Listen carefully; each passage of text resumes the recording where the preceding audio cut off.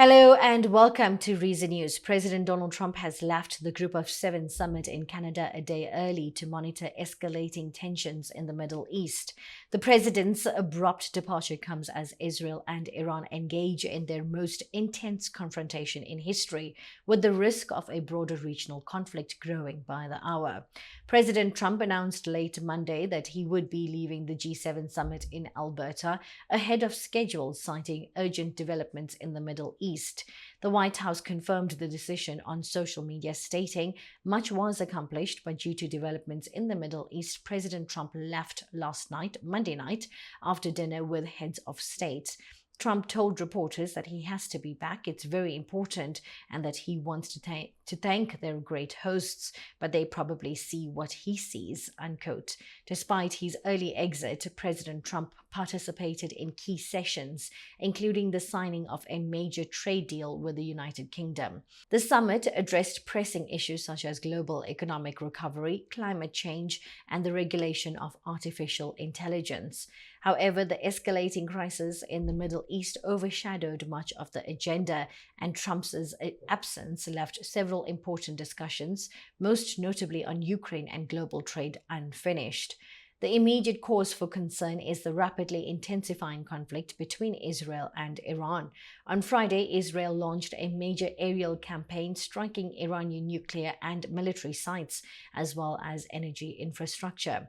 Iran responded with barrages of missiles and drones targeting Israeli cities, resulting in mounting casualties on both sides.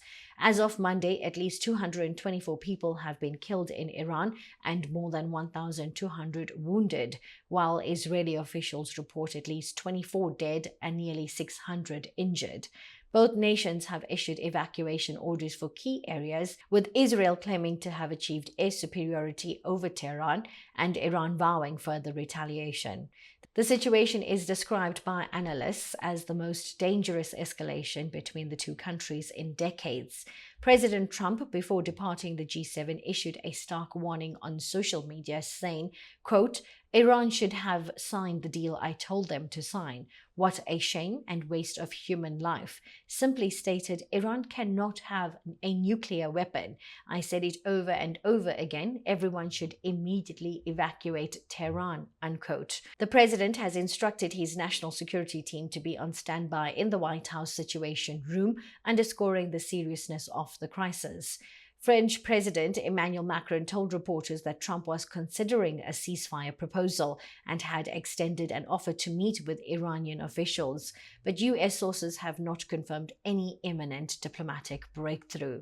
Here's a video from Fox News. Secretary Caroline Leavitt saying President Trump had a great day at the G7, even signing a major trade deal with the United Kingdom and Prime Minister Keir Starmer. Much was accomplished, but because of what's going on in the Middle East, President Trump will be leaving tonight after dinner with the heads of state. So he will be departing this G7 summit early. It was expected to last for several days, beginning this week in Canada. But we're continuing to follow the latest here on Live Now from Fox. A live look there in Washington, D.C. at the White House as we're following the latest with all of this. A stark warning saying from President Trump called on the Iranian civilians to immediately evacuate Tehran on Monday evening, shortly after which the White House announced he would be departing the G7 summit early to attend to many important matters. This was the post on social media, and it's not immediately clear what triggered President Trump's dramatic post on Truth Social or his early return from Canada.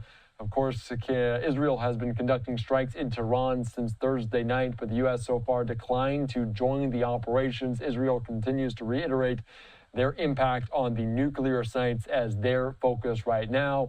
We also heard from experts that Tehran is home to around 10 million people, about 15 million in the larger metropolitan area. So, of course, the Israeli military has also said it has complete control of the skies over Tehran. It signaled Monday that it's expanding its targets beyond strictly military or nuclear sites, including the bombing of an Iranian state TV station. So following it very closely here on Live Now from Fox, we do have shots not from Iran, but from in Israel. This a live look there in Tel Aviv. So a quiet night right now, but We'll see what unfolds over the next several hours as President Trump departing the G7 summit in Canada early, as he will continue to monitor everything going on in the Middle East. Before leaving, President Trump signed a joint G7 statement reiterating support for Israel's right to defend itself and calling Iran the principal source of regional instability and terror. The statement emphasized that Iran must never acquire a nuclear weapon and urged all parties to pursue de-escalation, including a ceasefire in Gaza. The G7 also called for the unconditional release of hostages and increased humanitarian aid to the region. European leaders, including Germany and France, have pushed for multilateral action and dialogue, while the United Nations have warned that a full-scale war could destabilize the entire Middle East. Trump's early exit from the G7 has amplified concerns about the state of international cooperation.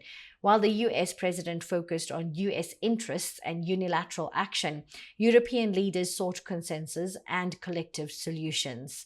The summit highlighted deep divisions over how to handle Iran's nuclear ambitions and the broader security architecture of the Middle East. Analysts warn that the lack of unity among major powers could make it harder to contain the conflict and prevent further escalation. The conflict between Iran and Israel has escalated into open warfare since June 13, 2025, marking the most direct and intense confrontation between the two nations in decades. Both sides have launched repeated missile and airstrikes, resulting in significant casualties and damage to military and civilian infrastructure. International efforts for de-escalation are underway, but the situation remains volatile and extremely dangerous for the broader region. Israel initiated the major aerial campaign targeting Iranian nuclear and military sites, including Natanz, Isfahan, and Fordo. Israeli forces claim to have destroyed a significant portion of Iran's missile launchers and achieved air superiority over Tehran. Iran has retaliated with multiple waves of ballistic missile and drone attacks on Israeli cities, including Tel Aviv and Haifa. These attacks have caused civilian casualties and considerable damage to infrastructure. As I have reported before, Iranian authorities have reported at least 224 deaths, which were mostly civilians, and over 1,200 injuries from Israeli strikes.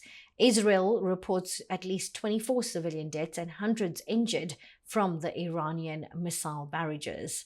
The conflict remains highly unstable, with both sides showing willingness to continue military operations unless a ceasefire is brokered.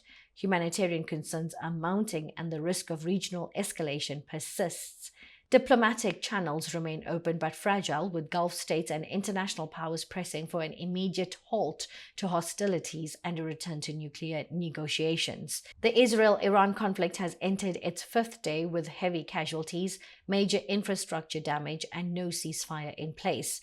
Both sides remain defiant, while international actors work urgently to prevent further escalation and encourage a diplomatic resolution. Until next time, stay informed, stay updated, and stay curious.